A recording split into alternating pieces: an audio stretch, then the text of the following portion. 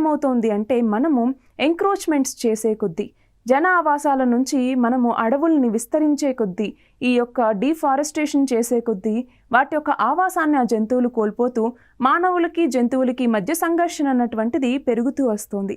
So ఈ నేపథ్యంలో ప్రజలతో మమేకమవుతూ, అటవీ శాఖతో మమేకమవుతూ అటవీ జంతువుల్ని కాపాడుకునేలాగా కొన్ని మనం చేసేటటువంటి చర్యల వల్ల ఏమవుతుంది అంటే ఈ హ్యూమన్ యానిమల్ కాన్ఫ్లిక్ట్ని మనం తగ్గించవచ్చు. సో అలాంటి ఒక చర్యనే హైదరాబాద్ టైగర్ కన్జర్వేషన్ సొసైటీ అన్నటువంటిది చేపట్టడం జరిగింది. సో ఇది ఏం చేసింది అంటే పోచారం ల్యాండ్స్కేప్లో ఒక మానవ చిరుత సంఘర్షణని తగ్గించేలాగా, మిటిగేట్ చేసేలాగా ఒక ఇనిషియేటివ్ని తీసుకొచ్చి అమలు చేసింది. సో దీని ప్రకారం ఏం చేసింది అంటే అక్కడ లోకల్గా ఉండేటటువంటి పీపుల్ ఎవరైతే ఉంటారో ఆ స్థానిక సమాజాలు, అటవీ శాఖ, అలాగే స్వచ్ఛంద సేవకులు వీళ్ళందరితో కలిసి పనిచేస్తూ హ్యూమన్ యానిమల్ కాన్ఫ్లిక్ట్ని తగ్గించడానికి చాలా ప్రయత్నాలు చేసింది.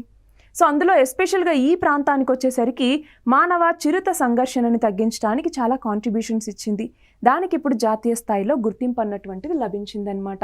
చూడండి, ఈ నమూనా అక్కడ ప్రాణ నష్టం వస్తుందేమో అన్నటువంటిది కావచ్చు, భయాందోళనలు తగ్గించడం కావచ్చు, అలాగే వన్యప్రాణుల మీద ప్రతీకార చర్యలు తీసుకోవటం లాంటి వాటిని తగ్గించడం కావచ్చు, అలాగే శాంతియుతంగా సహజీవనం చేయటం అంటే మనము అలాగే జంతువులు వేటిపాటికి అవి ఉంటే ఈ కాన్ఫ్లిక్ట్ అన్నటువంటిది తగ్గుతుంది.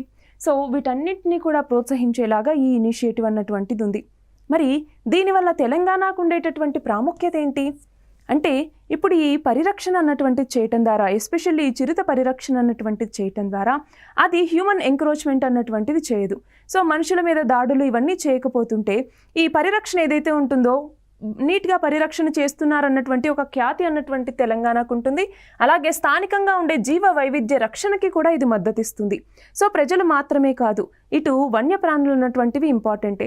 సో వాటి పరిరక్షణ అన్నటువంటిది కూడా చేయాల్సిన అవసరం ఉంది అని గట్టిగా తెలియజేసేలాగా ఈ ఇనిషియేటివ్ అన్నటువంటిది తెలంగాణ ప్రభుత్వం తీసుకొచ్చింది.